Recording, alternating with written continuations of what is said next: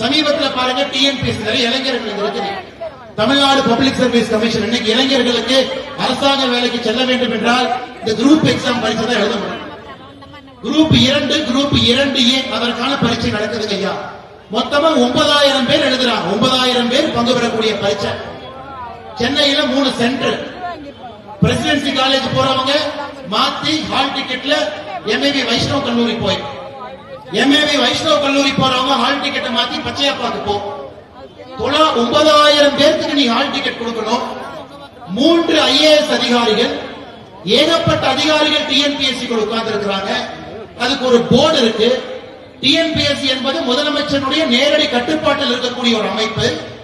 இளைஞர்கள் அரசின் மீது ஒரு நம்பிக்கை வைத்து நான் பரீட்சை எழுதி என்னோட பேப்பரை யாரும் நேர்மையா திருத்தி பணம் வாங்காம எனக்கு ஒரு அரசு வேலை கிடைக்குங்கிற நம்பிக்கையோடு இருக்கக்கூடிய ஒரு ஆணையம் என்பது TNPSC, Tamil Nadu public service commission. நான் எழுதுற பேப்பரை நேர்மையா படிப்பாங்க, நேர்மையா மார்க் போடுவாங்க, எனக்கு வேலை கிடைக்கும்.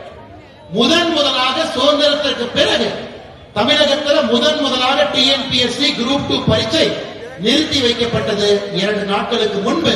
சுதந்திரத்திற்கு பிறகு தமிழகத்தில் முதலாக இந்த கேடுகட்ட திராவிட முன்னேற்ற கழக ஆட்சியில் நடந்தது.